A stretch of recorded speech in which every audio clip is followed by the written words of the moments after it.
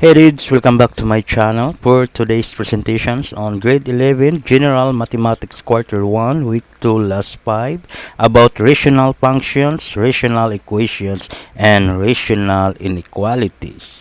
With this given example, so maintindihan natin kung ano ang definition ng rational functions, rational equations, and rational inequalities.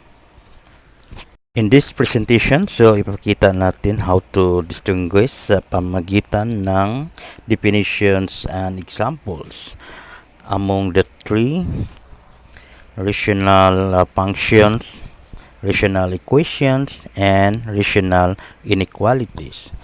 Okay, so bago ang lahat, so let's review first the rational expressions. Ang rational expression can be written as the ratio of two polynomials. Ratio can be described as A over B. Ang A natin dito is our numerator and B is our denominator. At maaari din natin sabihin a ratio of two polynomials. A polynomial divides with another polynomial. Yan matawag nating rational expression. But the polynomial can be defined as a variable raised to positive integers.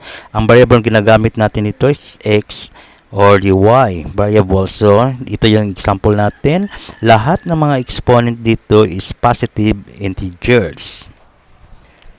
Then, we have here the not polynomial. The expression is said to not polynomial kapag the variable raised to negative integers. So again, so gamit natin to x or y. So for example, x raised to negative 4 and y raised to negative 3. So ang exponent natin dito is negative integers. Another one, the fractional form. So kapag meron tayong ang exponent is fraction, for example, x raised to 1/3 and y raised to 3/4, that's not a polynomial. Another one, radical sign involving the radical symbol. Yan, that is not polynomial. So, for the two polynomial, sinabi ko kanina, so, polynomial divides with another polynomial. So, yan ang ating numerator and we have the denominator. So, yan tinatawag rational expression. Kapag titingnan natin yung exponents, that is raised to positive integers lahat. Another example, 2 over 3x raised to 2. Identify natin kung ito by rational expressions or not. So, this is rational expressions. Since the numerator 2 is a polynomial, okay, ang numerator natin dyan is 2, is a polynomial. Lahat ng constant or refers to a number is a polynomial with a degree of 0. So, yung degree natin dito, it refers to the exponent. Yung exponent natin dyan is 0 and any variable raised to 0 is equal to 1. So, maaaring natin isulat to x raised to 0, that is 2 times 1 over 3x2. Ito yung halimbawa ng ating not rational expressions. Since the numerator is not a polynomial, okay, sa kadahilanan ng numerator natin is square root of x plus 1 involving the radical sign. We have another not a rational expression since the exponent here is negative 2. So, by definition, a variable natin dyan is raised to negative integer, that is negative 2. That is not a rational expression.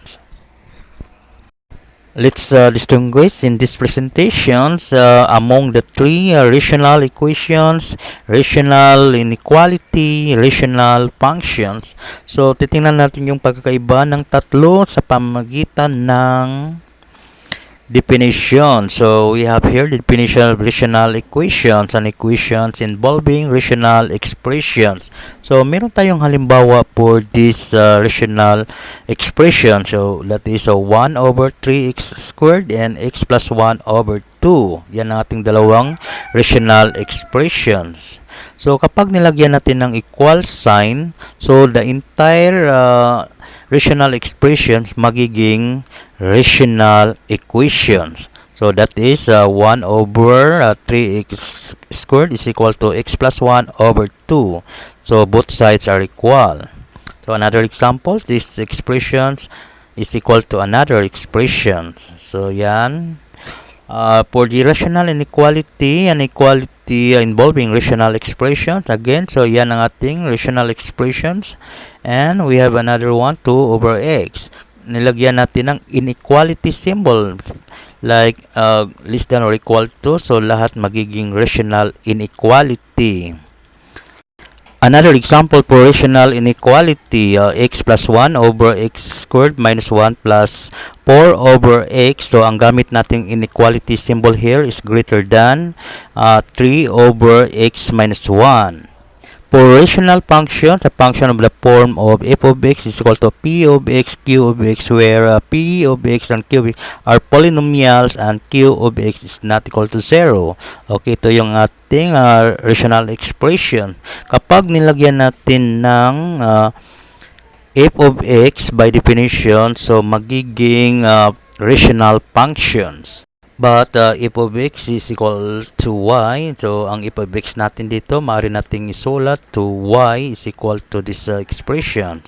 Lahat ng definitions and examples natin dito, it shows how to distinguish the rational equations, rational inequality, and rational functions. Okay, ito yung ating learning activity sheet number 5.